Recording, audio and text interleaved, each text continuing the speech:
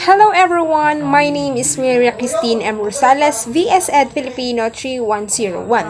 And to be continue our discussion, I will discuss to you the integrating ecological literacy into the curriculum. So in this topic, there are 5 teaching strategies that we will tackle for today. So guys, keep listening. The Center for Ecoliteracy 2015 promotes a variety of teaching strategies based on practices that are developmentally appropriate to students' level and are brain-based to foster knowledge, skills, and values essential to sustainable living. We will recognize our students learned a lot or having an interest when the teacher's strategies are varied include: first is hands-on activities, time for reflection, indoor and outdoor environment, and the last one, interdisciplinary projects. So let's move on to the next. The first teaching strategies, the place-based learning. It is an experiential learning that engages students in their own environments and a strategy that captures their imagination and advances environmental stewardship and civic engagement. Activities include mapping the local environment to learn key ecological and cultural principles, studying the interplay between local society and the environment, supporting habitat restoration projects, and working with local citizens to improve the quality of life in their communities. So, the place-based learning projects are integrated back into classroom lessons, and also students want to learn in order to apply their knowledge to solving real problems. And the place-based learning, students are encouraged to view their community as an ecosystem and to understand the relationships and processes necessary to support the healthy living. And these teaching strategies having benefits.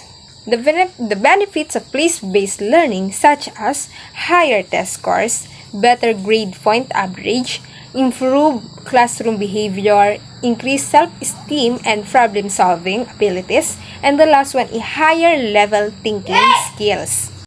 Let's move on to the second one. And the second teaching strategies are project-based learning. It is a strategy that involves students in projects that use a variety of resources, including the community, technology, outside expert, written resource, and the web, while the teacher usually serves as a facilitator of learning. The project-based learning is not an extension or add, but it is central to the curriculum.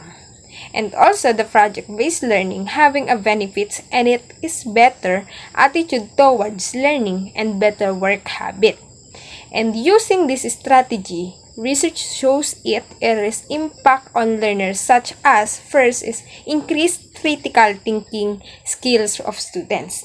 The second one is fostered positive attitudes towards subject such as mathematics and exemplary performance with conceptual questions and applied problems. And the third one is improved positive studies and work habits, problem-solving capabilities, and self-esteem. Likewise, the project-based learning bears environmental impact such as habitat restoration, modeling to evolution of agriculture, and changing food in schools. When we say project-based learning, it allows a student or a child to demonstrate his or her capabilities while working independently. It develops the child's capability to work with his or her peers, building teamwork and group skills. The third teaching strategy is the Socratic inquiry. This is named after the Greek philosopher Socrates, who believed that questions, not answers, stimulate learning. Therefore, rather than teaching facts and information, teachers encourage students to ask questions about their assumptions, values, and preconceptions. Through skilled questioning, the teacher asks students to clarify their statements, identify weaknesses, their arguments, and provide evidence for their reasoning. These strategies uses questions to examine the values, principles, and beliefs of the students. With that result, that the students comes to the desired knowledge by answering the questions or to a deeper awareness of the limits of knowledge. In return, this strategy impacts students' learning as evidenced by the following outcomes. The first one is students reveal their beliefs, misconceptions, and values and eventually clarify their thoughts related to the topic being discussed. The second one, students become more adept in critical thinking. And the third one, students improve their listening skills and learn to be better articulate their thoughts and ideas and become more tolerant or diverse opinions. These strategies, the Socratic inquiry, aims to reveal the motivations and assumptions upon which students lead their lives. These practitioners of the Socratic method may want students to know facts, but they want to focus more on what the student think about those facts, not what others think. Next, the fourth one, the experiential learning. The process of learning leads to behavioral outcomes. It is based on the premise that learning is an active and continuous process with experience at its foundation. Experiential learning is an engaged learning process whereby the students learn by doing and by reflecting on the experience. Opportunities for students to engage intellectually, creatively, emotionally, socially, and physically. They are also better able to connect theories and knowledge learned in the classroom to real-world situations.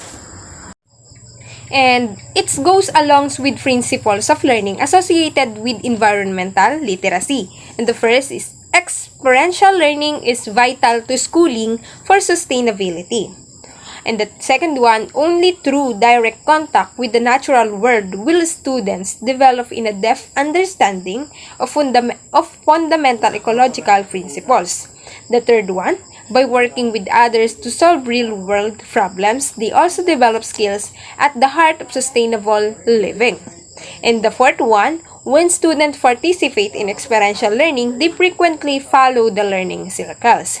And this is a process that starts with unstructured exploration, followed by concept formation and application. This experiential learning teaches students to examine their actions and their thought process, and even their emotional responses. This internal reflection prepares students for the workplace and help them make major life choices, improve their personal relationship, and address their emotional needs. And the last teaching strategies is interdisciplinary learning. It emphasizes connections between traditionally discrete disciplines such as math, science, history, and language arts rather than limiting learning to one content area at a time. Interdisciplinary learning enables teachers and learners to make connections across learning, though exploring clear and relevant links across to the curriculum. Using a learning from different subjects and disciplines to explore a theme or an issue, meet a challenge or solve a problem or complete a final project. And the following are advantages of the interdisciplinary learning. The first, when teaching and learning are organized around themes, problems, or issues, students seek knowledge and skills from a variety of disciplines to provide an expanded and more complex understanding of the topics. The second one, when done well, interdisciplinary approach eliminates fragmentation and learning of isolated skills. And the third one, it allows students to access a particular theme from a different entry points as they work with a range of source information and perspectives. And the fourth one, it also allows teachers to be better differentiate instruction and create more interesting and rich methods of assessments. The fifth one, it increases students' motivation for learning as well as their level of active engagement. In the sixth one, students recognize the value of their learning and become more involved in it. And next, students learn more when they apply a variety of skills to what they are studying and when they interact with their classmates, teachers, and members of the community. The last one is interdisciplinary teaching and learning adhere to principle that helps define a sustainable. Interdisciplinary teaching helps advance critical thinking and cognitive development, brain-based skills, and mental processes that are needed to carry out the tasks. It will enable students to think outside the box and challenge their preconceived notions by exploring ideas and concepts in more than one way. And also, this interdisciplinary learning helps students focus and understand better the information presented. And next, the synthesis and learning reflection ecological literacy. Ecological literacy is the understanding of the principles of organization that ecosystems have evolved to sustain the natural system towards sustainability.